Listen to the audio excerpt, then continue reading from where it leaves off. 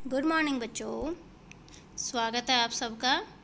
आज हम पढ़ेंगे आहार संरक्षण की विधियाँ क्या होती है कि किन किन विधियों के द्वारा हम आहार को संरक्षित कर सकते हैं। कल हमने क्या पढ़ा था? आहार संरक्षण के सिद्धांत। तो अब हम देखते हैं कि आहार को, भोजन को हम किस प्रकार संग्रहित कर सकते हैं। तो आहार संरक्षण की जो है मुख्य रूप से 3 विधियाँ होती है, जैसे सुखाने की विधि के द्वारा, ठंडी विधि के द्वारा और परिरक्षक तत्वों का प्रयोग करके हम आहार को संरक्षित कर सकते हैं। अब हम इनको एक एक करके डिटेल में देखते हैं कि सुखाने की विधि के द्वारा आहार संरक्षण जो है, इसमें क्या करते हैं हम भोज्य पदार्थ को संरक्षित करने के लिए उनमें जो आर्द्रता है या नमी की मात्रा को ख़त्म करते हैं। अगर वो एक निश्चित सीमा से नीचे अगर आ जाए नमी, तो उसमें जो है अणुजीवी नहीं पनपते और भोजन जो है लंबे समय तक सुरक्षित रह पाता है। इसमें क्या होता है, भोज्य पदार्थ का निर्जलीकरण हो जाता है, उसका जो पानी की मात्रा होती है, जलांश होता है, उसको दूर कर दिया जाता है।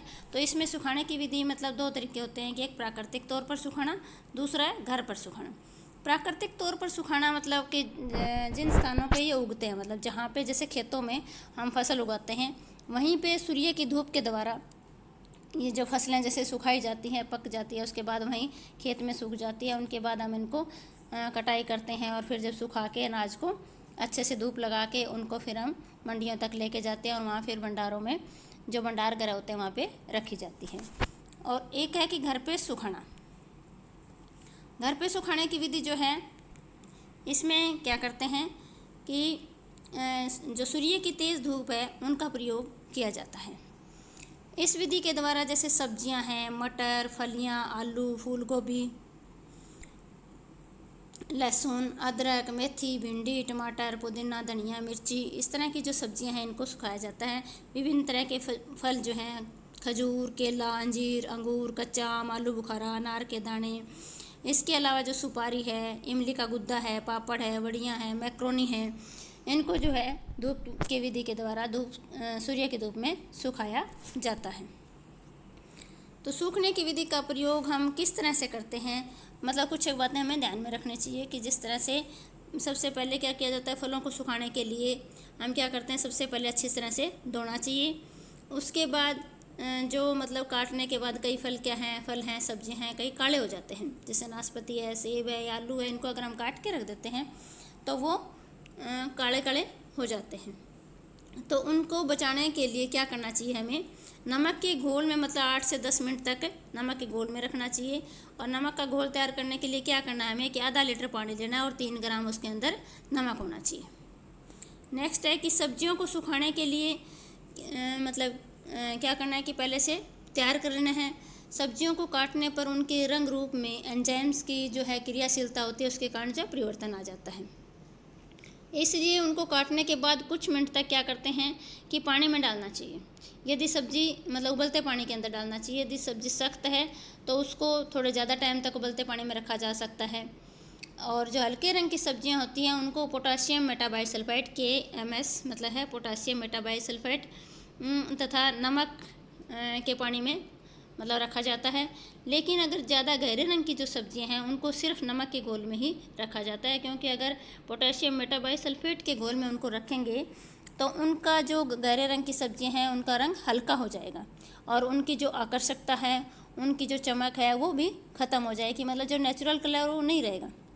इसलिए जो गहरे रंग की सब्जियां होती हैं उनको सिर्फ नमक के पानी में के घोल में रखा जाता है। फल और सब्जियों को सुखाने के बाद क्या किया जाता है कि छोटी छोटी पैकिंग बनाई जाती है और उनके अंदर उनको संग्रह करके रखा जाता है। दूसरा है कि ओवन में सुखा सकते हैं। ये था कि धूप में कैसे सुखाना है। ओवन में सुखाने के लिए क्या करते हैं, सब्जियों और फलों को तैयार करने के बाद अगर हमें लगता है कि जल्दी सुखाना है, क्योंकि धूप में सुखाते हैं तो 2-4 दिन, हफ्ता, वो सब्जी या फल के ऊपर डिपेंड करता है किस तरह की है भाई, मक्खी, मच्छर, मिट्टी आदि इनसे बचा सकते हैं और ओवन में हम जल्दी भी सुखा सकते हैं। इसमें क्या होता है, ट्रे अथवा प्लेटें होती हैं, उनके ऊपर जो फल सब्जियों की एक परत लगाकर 5 मिनट के लिए हम ओवन में रखते हैं, फिर बाहर निकालते हैं। 15 मिनट तक पंखे या हवा के अंदर रखा जाता है, ठंडा किया जाता है और फिर अगर लगता है कि नहीं सूखी है तो फिर दोबारा से यही प्रक्रिया बार बार दोहराई जाती है। फिर है कि मशीनों के द्वारा हम कैसे सुखा सकते हैं कि फलों और सब्जियों को मतलब जैसे फैक्ट्रीज़ वगैरह होती है, इंडस्ट्रीज़ वगैरह होती है, वहाँ पे मतलब इस तरह से धूप में या ओवन में सुखाने से काम नहीं चलता, तो वहाँ बड़ी बड़ी मशीनें होती है, उनको सुखाने के लिए उनका प्रयोग किया जाता है। लेकिन घरों में मतलब ये क्योंकि बहुत खर्चीली विधि होती है और मशीनें बहुत महंगी आती है, तो घरों में इसका यूज़ नहीं किया जाता, ये फैक्ट्रीज़ वगैरह में यूज़ किए जाते हैं। अब हम देखते हैं कि सुखाने की जो विधि है उसका क्या क्या लाभ है, क्या एडवांटेज है हमारे लिए। एक तो है कि ये विधि सरल है, दूसरा आहार संरक्षण की मतलब बहुत पुरानी विधि है, तीसरा भोज्य पदार्थ का भार कम होने के कारण उनका क्या होता है कि स्थानांतरण आसान हो जाता है, मतलब एक जगह से दूसरी जगह ले जाना आसान हो जाता है। फिर है कि भोज्य पदार्थ को खराब करने वाले एंजाइम जो है धूप के कारण नष्ट हो जाते हैं, और धूप के द्वारा सुखाने के लिए हमें किसी भी मतलब खास यंत्र की, किसी मशीन की कोई ज़रूरत नहीं होती, और एक सस्ता और मतलब आसान तरीका होता है ये। और इससे सुखाने में क्या होता है कि खाद्य पदार्थ के स्वाद में भी परिवर्तन नहीं आता। बेमौसम में जो है सूखे पदार्थों का प्रयोग हम अपने आहार को संतुलित बनाने में, जब मतलब बिना मौसम में, जैसे सर्दियों के मौसम में कुछ सब्जियां नहीं होती या गर्मियों के मौसम में जो सब्जियां नहीं होती, तो उनको हम सुखा कर रख सकते हैं और उनसे अपने भोजन को संतुलित बना सकते हैं। विभिन्न सूखे पदार्थों का प्रयोग करके हम अपने आधार में क्या विभिन्नता भी ला सकते हैं कि नए तरह की मतलब सब्जियां बना सकते हैं। नेक्स्ट है कि इनसे मतलब और है कि जब तक सूखे पदार्थ की पैकिंग को खोला नहीं जाता, तब तक इसके खराब होने का भी डर नहीं रहता। फिर बनावटी विधि के द्वारा भोज्य पदार्थ सुखाने के लिए धूप के होने अथवा न होने में कोई फर्क नहीं पड़ता। मतलब बनावटी विधि का क्या मतलब है कि जैसे ओवन में सुखाया जाता है या मशीनों के द्वारा जब सुखाया जाता है, तो उस मतलब धूप हो या ना हो तो उसका कोई फर्क नहीं पड़ता। फलों को जब सुखाया जाता है तो उसमें क्या है कि शर्करा की मात्रा बढ़ जाती है। सूर्य की धूप के द्वारा सुखाने के लिए हमें मतलब कोई खर्चा नहीं करना पड़ता। धूप के द्वारा सुखाने के लिए किसी विशेष तैयारी की भी आवश्यकता नहीं होती। नेक्स्ट है कि बनावटी विधि से सुखा में समय बहुत कम लगता है, स्थान भी कम लगता है, और जो स्वच्छता भी ये रहती है कि मक्खी, मच्छर, मिट्टी आदि से जो है बचाया जा सकता है, और तापमान नियंत्रित करके पदार्थों को जो रंग है वो भी नहीं बदलता। नेक्स्ट है कि सुखाने की विधि से हानियाँ क्या क्या होती है हमें, कि धूप द्वारा सुखाने से एक तो समय ज़्यादा लगता है, और भोज्य पदार्थों को मतलब जो है काफ़ी एक लंबी प्रक्रिया होती है। कई बार सुखाए हुए पदार्थों में जो है नमी रहने से क्या है कि फफूंदी वगैरह लग जाती है, या विटामिन ए और सी जो है सूर्य के प्रकाश में नष्ट हो जाते हैं। फिर है कि रंग और जो खुशबू में भी थोड़ा अंतर आ जाता है। सुखाने के दौरान भोज्य पदार्थों में कई रासायनिक या भौतिक परिवर्तन भी हो सकते हैं, जैसे उनका रंग भूरा होना, या कई जो है भोज्य पदार्थों का जो प्राकृतिक रंग है, जो नेचुरल कलर है, वो खराब हो जाता है, या उनकी सुगंध ख़त्म हो जाती है। कई बार क्या अगर हम धूप में सुखाते हैं तो वायु की धूल है, मिट्टी के कारण कीड़े मकोड़े वो भी भोजन के अंदर मिल जाते हैं।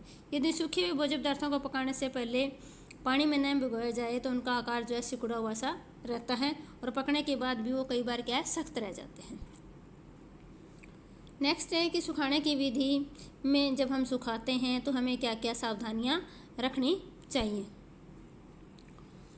तो जिन फलों और सब्जियों को सुखाना हो उनको साफ पानी से अच्छी तरह धोकर हमें क्या है कि छील लेना चाहिए, तथा उनके टुकड़े जो है ठीक आकार में कटे होने चाहिए। आलू बुखारे तथा अंगूर का जो है अगर सुखाना है तो उनके छिलके नहीं उतारने चाहिए। फल और सब्जियों को सुखाने से पहले क्या कर लेना चाहिए, ब्लांचिंग कर लेनी चाहिए, अथवा नमक वाले पानी के घोल, जैसे बताया था पीछे भी आपको कि आधा किलो पानी के अंदर 3 ग्राम नमक मिलाकर घोल तैयार करके उनके अंदर उनकी ब्लांचिंग की जाती है, उनमें से निकाल लेना चाहिए। फल और सब्जियों को जो हम स्टोर करें वो अच्छी किस्म के होने चाहिए। सूर्य की धूप की गर्मी पर्याप्त होनी चाहिए, मतलब जिस दिन ज़्यादा धूप हो, अच्छी धूप हो, तभी सुखाना चाहिए। नमी वाले दिनों में मतलब जिस बादल है या बरसात के दिनों में नहीं सुखाना चाहिए। सुखाते हुए भोज्य पदार्थों को हमें क्या है कि उल्टे पड़ते रहना चाहिए, ताकि वो सभी तरफ से उनको अच्छे से धूप लग जाए।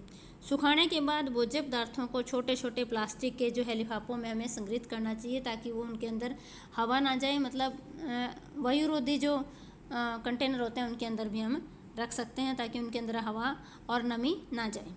सूखे हुए भोज्य पदार्थों को पकाने से पहले क्या करना चाहिए, हमें थोड़ी देर उनको पानी में भिगो कर रख लेना चाहिए। इससे क्या होगा कि उनका जो पहले का आकार है वह वापस आ जाएगा, और पानी की उतनी मात्रा लेनी चाहिए जितने वह आसानी से सोख सके। ये ना हो कि हम ज़्यादा पानी डाल दें उनके अंदर और फिर उन पानी को फेंक दें। उस पानी को फेंकना नहीं चाहिए, क्योंकि उनके अंदर जो पानी में घुलने वाले विटामिन है या खनिज लवण वगैरह वो निकल जाते हैं। नेक्स्ट है कि सेकंड अपना है कि ठंडी विधि के द्वारा किस प्रकार हम आहार का संरक्षण कर सकते हैं, कि food preservation by cooling methods. इसमें जो है अंडा, हरी पत्तेदार सब्जियां, फल, दूध, मीट, मछली या रस वाले जो भोज्य पदार्थ होते हैं उनकी नमी को बनाए रखने के लिए तापमान का क्या है कि कम होना बहुत ज़रूरी होता है। अर्थात खाद्य पदार्थों को हम क्या करते हैं कि ठंडे स्थान पर रखते हैं। ठंडे स्थानों पर रखने से उनकी उष्णता अथवा गर्मी को दूर किया जा सकता है। इसके लिए क्या है, घरेलू स्तर पर अगर हम कम तापमान में भोज्य पदार्थों को संरक्षण करने के लिए क्या करते हैं कि रेफ्रिजरेशन मतलब फ्रिज का इस्तेमाल करते हैं। और ये एक बहुत ही विश्वसनीय विधि है। और आजकल जो फ्रिज है वो हर घर की ज़रूरत बन चुकी है। मतलब ये एक बिजली से चलने वाला उपकरण होता है और इसमें संग्रह करने के लिए हमें क्या करना होता है कि इसके ऊपरी हिस्से में जो फ्रीजर होता है उसका तापमान 0 डिग्री सेंटीग्रेड होता है और इस हिस्से में क्या है, बर्फ़ जमती है। इतने कम तापमान पर क्या होता है, अणुजीवी जो है वो वृद्धि नहीं कर पाते। इससे निचले जो होती है एक चिल ट्रे होती है उसमें थोड़ा सा तापमान ज़्यादा होता है, लेकिन वहाँ भी क्या है, अणुजीवी या जो जीवाणु वृद्धि नहीं कर पाते। फिर नीचे जो रेफ्रिजरेटर का बाकी हिस्सा होता है उसका तापमान 4 डिग्री से 5 सेंटीग्रेड तक होता है। और इसमें क्या है, अणुजीवों की वृद्धि अगर कोई होता है कि जो कम तापमान में भी वृद्धि कर सकते हैं तो, लेकिन उनकी वृद्धि बहुत धीमी होती है। फ्रीज का जो तापमान होता है वो ताप नियंत्र की सहायता से हम कम और ज़्यादा भी कर सकते हैं। और रेफ्रिजरेशन के द्वारा दूध से बने हुए पदार्थ, मांस, मछली, अंडे, फल सब्जियों आदि का संरक्षण किया जा सकता है। अब देखते हैं कि ठंडी विधि के द्वारा जो संरक्षण करते हैं उसके क्या लाभ है। कि एक तो घर पर जो फालतू सब्जियां और फल आसानी से हम संग्रहित कर सकते हैं, रख सकते हैं। 2-4 दिन का या हफ्ते भर का सामान ला के हम फ्रिज में रख सकते हैं। हमें खाद्य पदार्थों का संग्रहण करने के लिए कोई विशेष मतलब इसके अंदर कोई तैयारी नहीं करनी पड़ती। इस विधि से खाद्य पदार्थों के रंग और रूप पे भी कोई प्रभाव नहीं पड़ता। ये विधि जो है बहुत आसान होती है और इसमें कोई भी प्रशिक्षण की आवश्यकता नहीं होती और ना ही जो है खाद्य पदार्थों के पोषक तत्व प्रभावित होते हैं। घरेलू स्तर पर रेफ्रिजरेटर के द्वारा जो आहारीय पदार्थों का ज़रूरत के अनुसार हम संरक्षण कर सकते हैं, ज़रूरत के अनुसार उनको रख सकते हैं। बड़े पैमाने पर अधिक भोज्य पदार्थों का संरक्षण करने में भी सहायक होती है। जब वहाँ पे बहुत बड़े जो मतलब फ्रीजर रखे जाते हैं जैसे फैक्ट्री या इंडस्ट्रीज़ वगैरह के अंदर, शीघ्र फ्रीजिंग में भोज्य पदार्थों के तंतुओं को भी कोई हानि नहीं मतलब बिना हानि के संरक्षित किया जा सकता, उनको कोई हानि नहीं पहुँचती। नेक्स्ट है कि क्या क्या हानियाँ होती है इस विधि के द्वारा। कि भोज्य पदार्थों को कम समय के लिए संरक्षित कर सकते हैं फ्रीज में। क्या है, मतलब ज़्यादा से ज़्यादा हफ्ते 10 दिन के लिए, उसके बाद जो है वो मतलब उनका जो टेक्सचर है वो ख़राब होना शुरू हो जाता है।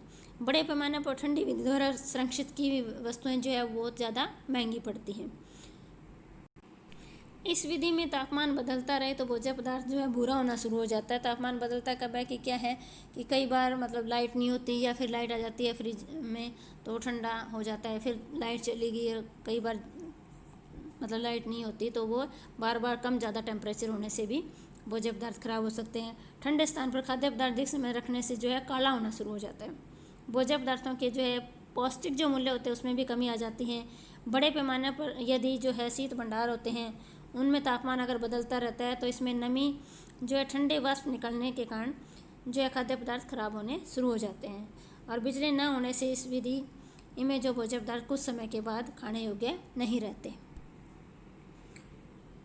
अब हम देखते हैं कि ठंडी विधि के द्वारा जब हम संरक्षित करते हैं तो उसमें हमें क्या क्या सावधानियाँ रखनी हैं। एक, पके हुए पदार्थों को रखने से उनको मतलब पहले क्या है ठंडा कर लेना चाहिए, गर्म कोई भी वस्तु नहीं रखनी चाहिए। भोज्य पदार्थों को जब हम फ्रिज के अंदर रखते हैं तो हमें ऐसे रखना चाहिए कि उनके चारों ओर जो है हवा घूमती रहे, मतलब बहुत ज़्यादा भर के फ्रिज को नहीं रखना चाहिए। रेफ्रिजरेटर में से खाद्य पदार्थों को हमें उतनी मात्रा में बाहर निकालना चाहिए जितनी हमें बनाने की ज़रूरत है। जमाने के लिए खाद्य पदार्थों को पैक करने से पहले उनकी क्या है कि हवा निकाल देनी चाहिए। फ्रिज में सभी चीज़ों को अलग अलग रखना चाहिए तथा पके हुए सभी पदार्थों को ढक कर रखना चाहिए। जो शीत भंडार होते हैं उसमें वायु का संचार, समानतन तथा आर्द्रता की उचित व्यवस्था होने से ताकि भोज्य पदार्थों में आर्द्रता की जरूरी मात्रा बनी रहे। ठंडी विधि में जो है तापमान में जो है परिवर्तनशील नहीं होना चाहिए, मतलब एक जैसा टेम्परेचर रहना चाहिए। अगर परिवर्तनशील होगा तो वो चीज़ें खराब हो जाएंगी। जमाने के लिए भोज्य पदार्थ ताज़ी अवस्था में होने चाहिए तथा कटाई के बाद अच्छी तरह से प्रोसेस्ड होने के बाद ही उनको फ्रीजर में रखना चाहिए। भोज्य पदार्थों के छोटे छोटे पैक करके ही जमाना चाहिए ताकि जो हमें कम ज़रूरत है तो उतना हमें निकाल सकते हैं उसको। अब तीसरा हमारा परिरक्षक तत्वों के द्वारा आहार का संरक्षण, मतलब food preservation by food preservative का यूज़ करके हम किस तरह से भोजन को संरक्षित रख सकते हैं। घरेलू स्तर पर प्रिजर्वेशन के साथ संरक्षण करते हैं, जैसे नमक है, चीनी है, तेल है, मसाले हैं, इनको जो है क्लास 1 प्रिजर्वेटिव कहा जाता है। चीनी में जैसे है कि एक जो है जैम, मुरब्बा, स्क्वैश, मार्मलेड, इस तरह की जो चीज़ें होती है, जिन भोज्य पदार्थों में चीनी की मात्रा जो है 70% या इससे अधिक होती है, उनको सिर्फ चीनी के द्वारा ही हम संरक्षित कर सकते हैं।